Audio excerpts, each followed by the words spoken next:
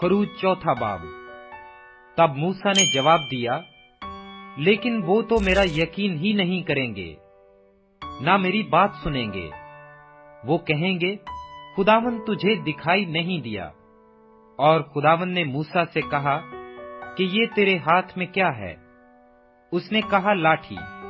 फिर उसने कहा कि उसे जमीन पर डाल दे। उसने उसे जमीन पर डाला और वो सांप बन गई, और मूसा उसके सामने से भागा। तब खुदावंद ने मूसा से कहा, हाथ बढ़ाकर उसकी दुम पकड़ ले। उसने हाथ बढ़ाया और उसे पकड़ लिया। वो उसके हाथ में लाठी बन गया, ताकि वो यकीन करें कि खुदावंद उनके बाप दादा का खुदा, इब्राहिम का खुदा, इसहाक का खुदा और याकूब का खुदा तुझको दिखाई दिया। फिर खुदावंद ने उसे ये भी कहा कि तू अपना हाथ अपने सीना पर रख कर ढांक ले। उसने अपना हाथ अपने सीना पर रख कर उसे ढांक लिया, और जब उसने उसे निकाल कर देखा तो उसका हाथ कोढ़ से बर्फ की मानिंद सफेद हो गया। उसने कहा कि तू अपना हाथ फिर अपने सीना पर रख कर ढांक ले। उसने फिर उसे सीना पर रख कर ढांक लिया। जब उसने उसे सीना पर से बाहर निकाल कर देखा तो वो फिर उसके बाकी जिस्म की मानिंद हो गया। और यूं होगा कि अगर वो तेरा यकीन ना करें और पहले मोजज़े को भी ना माने, तो वो दूसरे मोजज़े के सबब से यकीन करेंगे।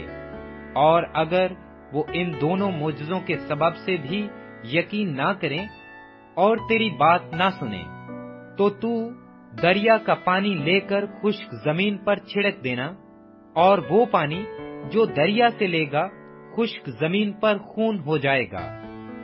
तब मूसा ने खुदावंद से कहा, ऐ खुदावंद, मैं फंसी नहीं, ना तो पहले ही था और ना जब तूने अपने बंदा से कलाम किया, बल्कि रुक रुक कर बोलता हूँ, और मेरी जुबान कुंद है।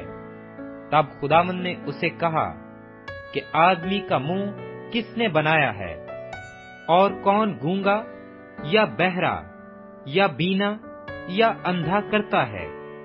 क्या मैं ही जो खुदावंद हूँ ये नहीं करता?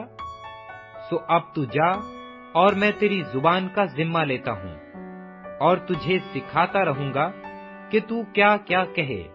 तब उसने कहा कि ऐ खुदावंद, मैं तेरी मिन्नत करता हूँ, किसी और के हाथ से जिसे तू चाहे ये पैगाम भेज। तब खुदावंद का कहर मूसा पर भड़का, और उसने कहा, क्या लावियों में से हारून तेरा भाई नहीं है?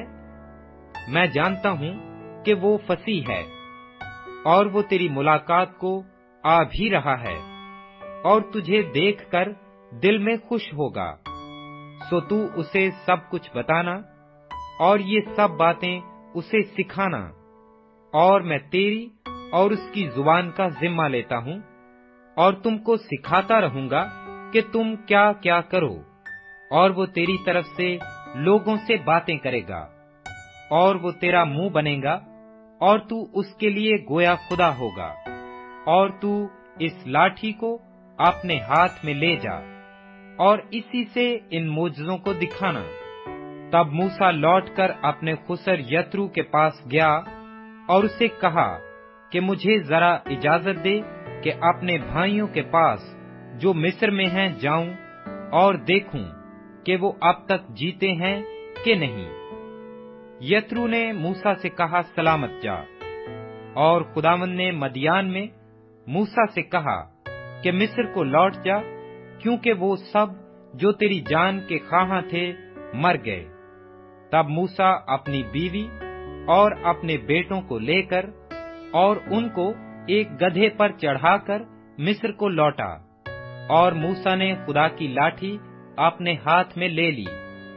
और खुदावंद ने मूसा से कहा कि जब तू मिस्र में पहुंचे तो देख वो सब करामात जो मैंने तेरे हाथ में रखी हैं फिरौन के आगे दिखाना, लेकिन मैं उसके दिल को सख्त करूंगा और वो उन लोगों को जाने नहीं देगा।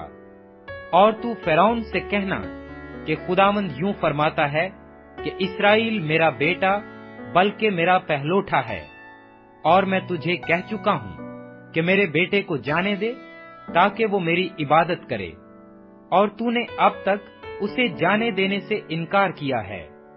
سو دیکھ، میں تیرے بیٹے کو بلکہ تیرے پہلوٹے کو مار ڈالوں گا۔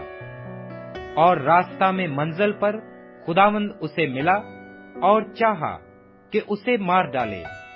تب صفورا نے چکمک کا ایک پتھر لے کر اپنے بیٹے کی کھلڑی کاٹ ڈالی اور اسے موسیٰ کے پاؤں پر پھینک کر کہا، تو بے شک میرے لیے خونی دلہا ٹھہرا۔ تب اس نے اسے چھوڑ دیا۔ پس اس نے کہا کہ ختنہ کے سبب سے تو خونی دلہا ہے۔ اور خداوند نے ہارون سے کہا کہ بیابان میں جا کر موسیٰ سے ملاقات کر۔ وہ گیا اور خدا کے پہاڑ پر اس سے ملا اور اسے بوسہ دیا۔ اور موسیٰ نے ہارون کو بتایا کہ خدا نے کیا کیا باتیں کہہ کر اسے بھیجا اور کون کون سے معجزے دکھانے کا اسے حکم دیا ہے۔ تب موسیٰ اور ہارون نے جا کر بنی اسرائیل کے سب بزرگوں کو ایک جگہ جمع کیا، اور ہارون نے سب باتیں جو خداوند نے موسیٰ سے کہی تھیں ان کو بتائیں، اور لوگوں کے ساتھ معجزے کیے۔ تب لوگوں نے ان کا یقین کیا، اور یہ سن کر کہ خداوند نے بنی اسرائیل کی خبر لی اور ان کے دکھوں پر نظر کی، انہوں نے اپنے سر جھکا کر سجدہ کیا۔